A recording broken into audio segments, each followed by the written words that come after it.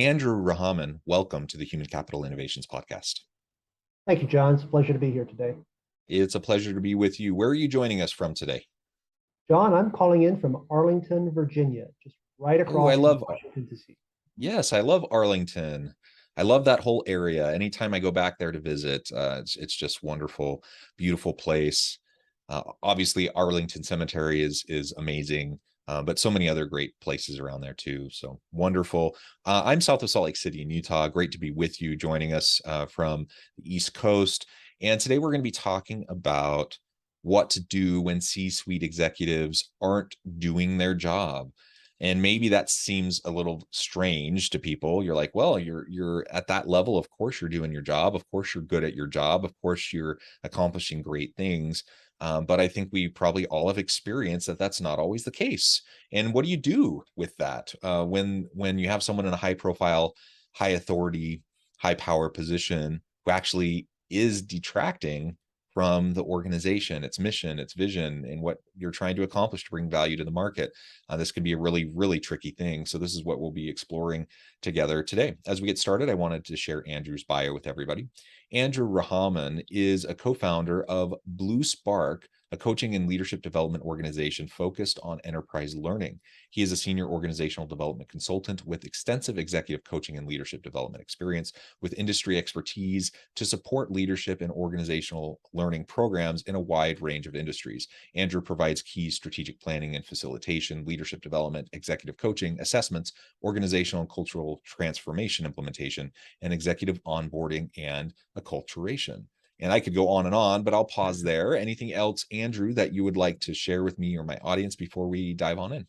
Well, John, thank you so much. We actually share something in common, you and I. We both teach at universities. I also teach at American University, where I teach graduate school in leadership, organizational change, organizational diagnosis, teams. Though I prefer to say I'm not an academic, I'm a pracademic. I take theory and turn it into practice. So a new term for us today is pracademic. And the other area that I teach at American University is in their executive education program. So senior leaders, when they come in, Yeah. they want to get to the next level, or they're anticipating a new role for themselves, and for instance, in the senior executive service. Yeah, wonderful. And great university that you're at. I like pracademic. That's a great term. I always refer to myself as a scholar practitioner. I'm trying to get out of the ivory tower and really do work that hopefully can be leveraged and utilized, by many, regardless of their background. And we all know that, the academic space, it's important. And I'm a believer in the academic endeavor. I'm a believer in academic research. I do plenty of that. But the vast majority of people never consume that kind of content, right? Right. And if you want your stuff to actually get out there and make a difference in the world, I think going the practitioner route and translating research into a practitioner kind of focused materials, I think is super important. So that's certainly something I believe in and I try to do. I know that you do as well. So again, a pleasure to be with you, and I'm excited to pick your brain a little bit and learn more about what it's like in your work doing leadership development and coaching with senior executives and leaders in organizations. Sure. Thank you very much, John. So let's start with your background in executive coaching and leadership development. How did you get into the space? Why is this something you've gravitated towards? Maybe share an example or two of the types of things that you've worked with leaders on. Sure. So I did not grow up in the academic environment in the sense of the work that I did. My undergraduate's in geology. My master's degree is in environmental engineering, and I came to study in my doctorate later on in life, and my focus on my doctorate was around coaching. So it's in organizational learning, so organizational leadership, teams, change, facility. In the first part of my career, which it took me all over the world, I was in the State Department, and I was a Foreign Service officer, and I saw things there and how people interacted with their staff members, with other people, and the results they got from that. And when I came back to the States after being really away for almost 16 years, but in and out, I started to take some courses, and I was able to then start put words to what I saw. And it was very intriguing, and I had a natural desire for questions, for curiosity. And that led me through coursework into the executive coaching space, and then furthering that into a doctorate in organizational learning and leadership. And I've used that for the last 12, 15 years now. I've worked for one of the largest firms in the United States in leadership development, certainly one of the top 5, and as I mentioned, at American University, and then also in-house. And Blue Spark was born from that with my partner, Kim Villeneuve, who also has her doctorate in organizational learning, and was focused on recruiting at the very senior levels of an organization. So we were able to meld both of our practices and our understandings to create Blue Spark. That's fantastic. I really appreciate that background. I don't have the foreign service experience, but it sounds like our proclivities are similarly matched, in terms of our interests and the background in this space as our work, both in an academic kind of a setting and a practitioner or consulting kind of a setting. And certainly in terms of organizational leadership, organizational development, change management, and all of those sorts of topics.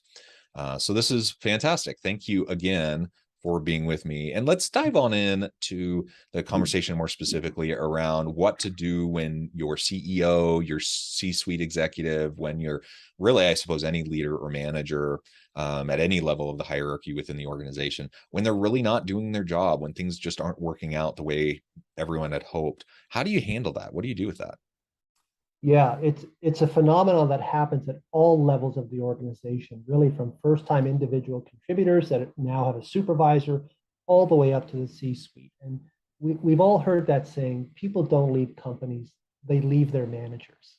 And a manager, whatever level, if they're not doing their job, I tend to think about that as being somewhat of a toxic boss.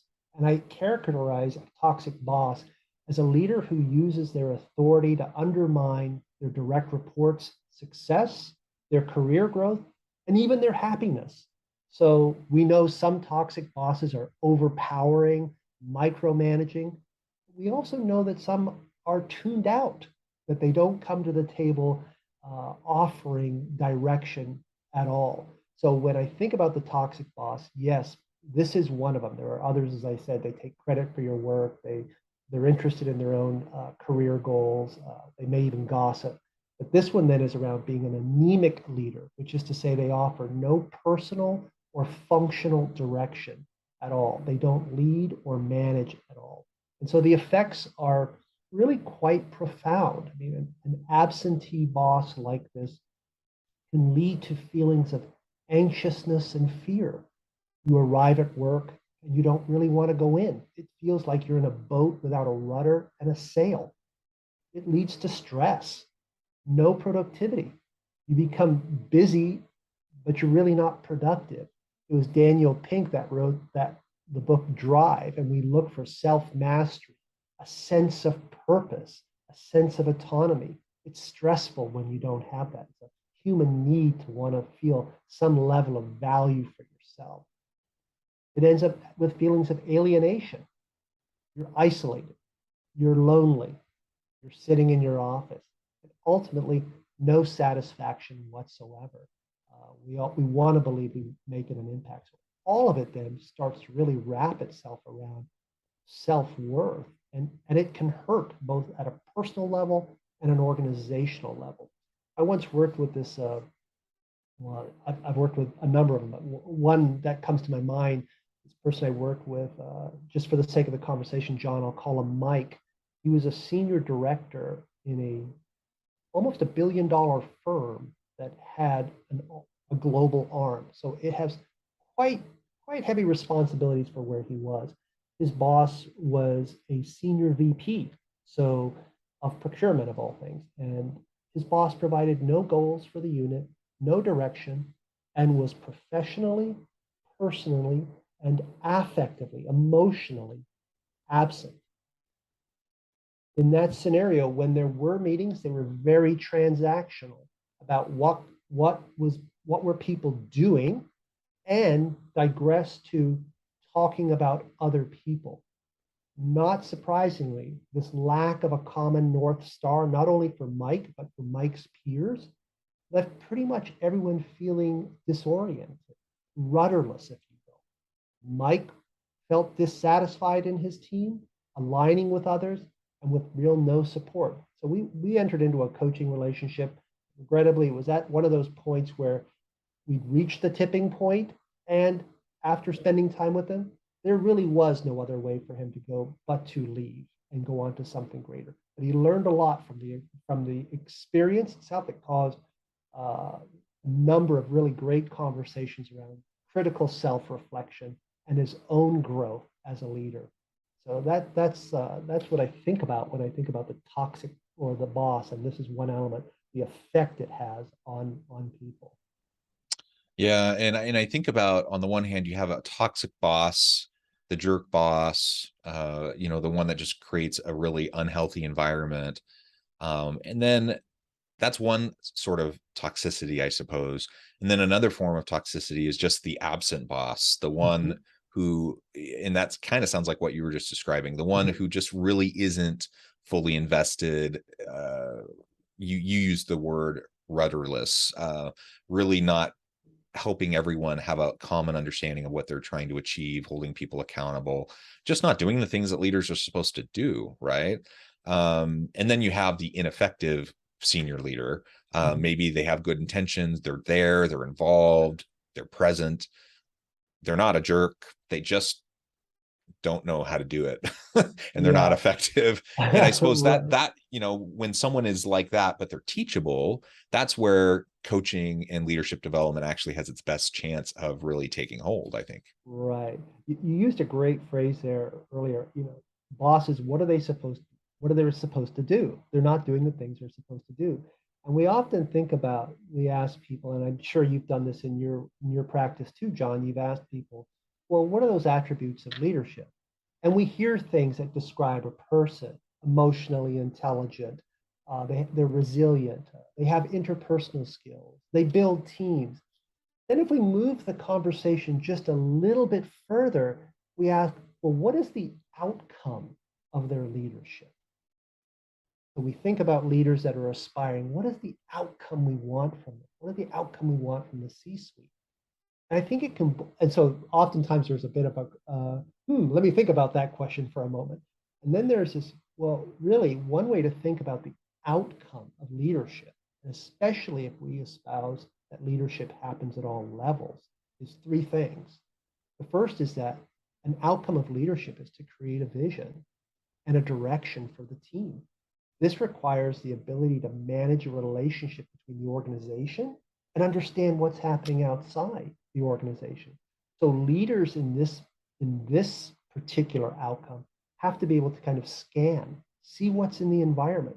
They have to be able to create a vision that affectively gets people connected to it. People see themselves in this vision.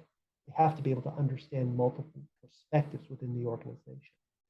The second thing I think an outcome of leadership is, after you create the vision and the direction, is to align people to that. In other words, our team members and the functions working in concert with one another and moving in the same direction. A metaphor to me is, we're all in a boat. Are we all pulling the oars at the same pace in the same direction? Do we understand how each of the functional areas in an organization really works together? So a leader then that is not anemic or checked out would be fostering cross-functional interactions that create perspectives. They'd be creating alignment by setting priorities that everybody sees. They would be helping their staff members network with others. The third thing I think of, an outcome of leadership, is garnering commitment. And that's where interpersonal relationships comes in. So they're gaining buy-in to the organizational goals. They're gaining buy-in to senior leaders and to each other. So leaders then build trust with themselves and foster trust amongst colleagues. They connect people and show that they actually care, and they keep people informed. So your original question, what to do, with a leader that's absent, we think about then, what is the purpose of leadership in the sense of an outcome of leadership? And in those three areas around creating direction, creating alignment, creating commitment, all of a sudden we see this coalescing of functions that leaders do. And when they don't get done, then really it can lead to those areas of, wow, isolation, the rudderlessness. Am I in this for myself? Almost the lack of engagement, which we know is a very important topic and has been for years for members. People leave their managers, not their organizations. Yeah, it's so true. I've done a lot of research in this space, in addition to the many, I mean, hundreds of conversations and engagements I've had with organizations in this space as well. From the academic research side of things, there's no question that workplace relationships are always among the top reasons why people are engaged and happy in their jobs, or why they're disengaged, dissatisfied, and choose to leave. So, and the reality is, you can have a pretty sick, toxic organization, but if you have a really great boss that you report to, and that can create a little bubble in your team to where you're kind of insulated from all the other garbage that might be happening. And so you're probably still fairly happy. People tend to still be okay in that kind of an environment. And so the leader makes all the difference. The opposite is also true. It can be the most amazing organization in the world. People love working there. It's a great thing for you to be able to work at that company, but then you work for a crappy boss. Just because it's a great company, just because generally speaking it's a great place to work, doesn't mean your experience in the workplace is positive because of that boss, that person that you work with, or perhaps other people on the team. And so those relationships are really so central to our daily experience and how we experience work and how we get our work done and work with each other and collaborate with each other. So we need present leaders. We need leaders who are invested in us. All the things that you just described, all the things you just said are super, super important. And it comes back to then, when you have the toxic leader or the absent leader, how do you deal with that? One of the phenomenons that I find so baffling is to just continually see bad leaders falling upwards. So oftentimes, instead of people kind of being weeded out because they're problematic, because they're not really effective, because they're not accomplishing a lot with, either themselves or with their teams, rather than people being exited from the company, a lot of times I see them being promoted, and they actually move up the hierarchy, or they go in some sort of a lateral move somewhere else. And that's always strange to me. What kind of insights do you have around why that's happening, and what we can do about that, so that we can have, good people doing great work, accomplishing, and achieving their potential, but helping the people around them achieve their potential as well? Yeah, John, that's a really good insight. So people do get promoted when you just, like, you're left scratching your head. How did this happen here? What I find also kind of interesting about that in that promotion is that it actually creates an opportunity for other people, believe it or not. And I think that opportunity comes to that laissez-faire boss, if you will, that has moved up, then leaves an opportunity for someone to do something. I think there's 5 things that this person can do with this. The first, John, is to actually have a really honest appraisal of themselves. I call it holding up the mirror to yourself, looking at yourself and talking with your peers around the experiences that you're having. The first part of that experience isn't to blame your manager, is to say, hey, what's going on for me here? How am I showing up in my meetings? How could I be even more effective at my meeting? Then it's to explore, are other peers having the same experience with the manager? This is really, really good feedback because it's part of the opportunity. The second part of it is being savvy and being specific. Savvy is not blaming your boss. Savvy is around socializing with your boss that you'd like to get some time with him or her, 45 minutes or so, versus springing it on. Having that conversation in a neutral area, not in their office. Knowing that you are there not to blame, but to understand the issue. And so there are very specific things that can be done here. One is the best type of feedback is to link a behavior to an impact. So savvy is being able to link the person's behavior to the impact it's having on you and the results it's having on the organization. So that's not about blame. That's about just creating a data point. Then it becomes about being specific, making clear requests of the boss. First of all, who wouldn't want a direct report that wouldn't be willing to come to the table to be able to say, let's talk about my roles, my responsibilities, what your desired outcomes are for me, and then this part, what are your specific latitudes, your boundaries on decision making, making very clear about what you can and cannot do, then making clear requests of what you need to accomplish your goal. So if we have a leader that's checked out, in other words, it's he or she is abdicating his role, coming forward with a plan is really, really useful. The third part then is step into the void. And this is where my earlier example of Mike, who was in this similar position, he did step into a void. Nature, people abhor a vacuum in a relationship. So this is an opportunity to grow. And the growth comes from what is it that we want our leaders to do for us? One is to understand the vision of the organization. With this vision is what are the goals of the organization, both at an enterprise level and then at a functional level, so a divisional level. Get clarity on how those functional goals all wrap up to support an organizational goal. Step out, develop the line of sight for people that don't quite see it. So if we have a North Star, then the functional goals need to align to that North Star. Then if we go down one layer or two layers below that, people need to be able to see, how do I fit into these functional goals? Be willing to talk about that and keep your boss informed about that. I think the fourth thing where I think there's an opportunity for someone that's in this position is develop your network. People with networks get access to information.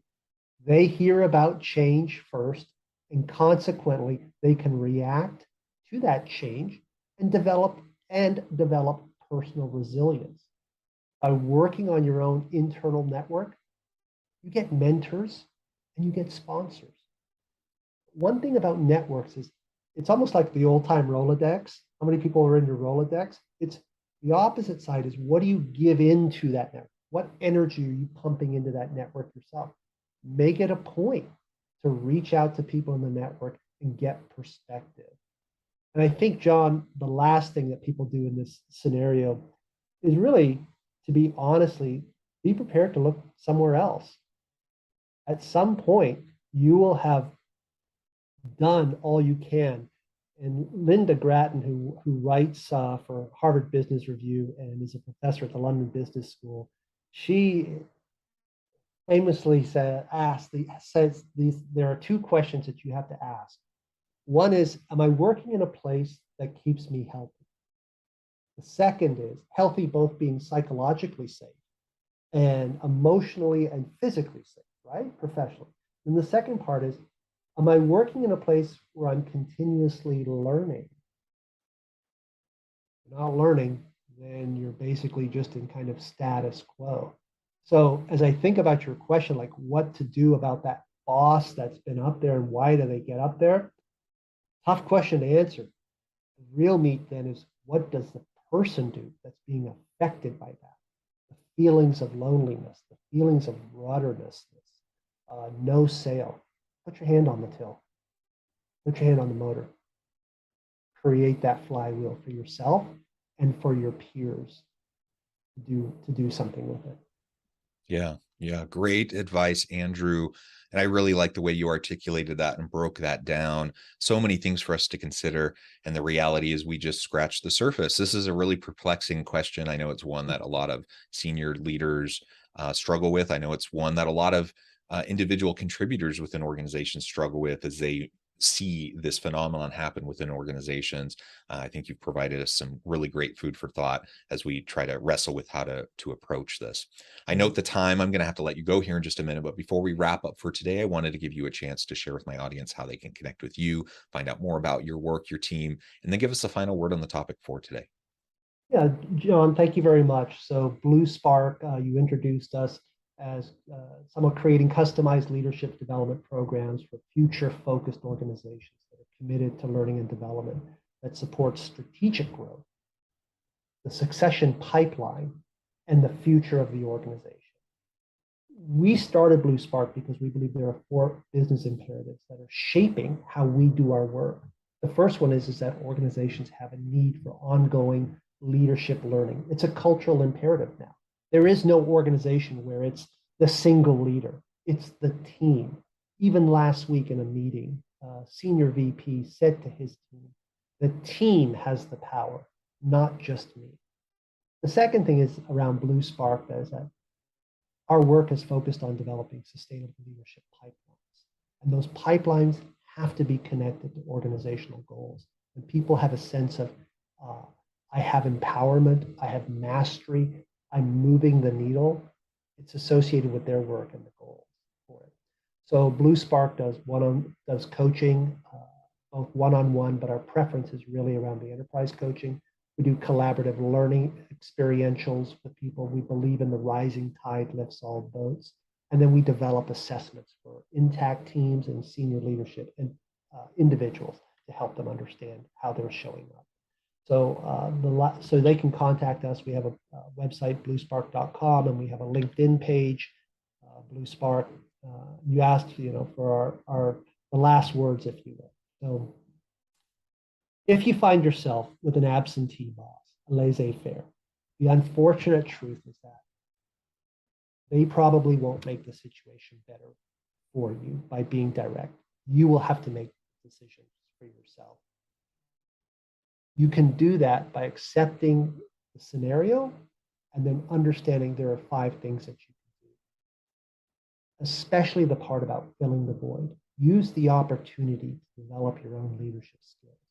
And then at some point, understand that you'll be moving on, that you will have done something great for yourself, those people around you, and your direct reports. You will be showing leadership, creating a direction, aligning people to it, and fostering commitment.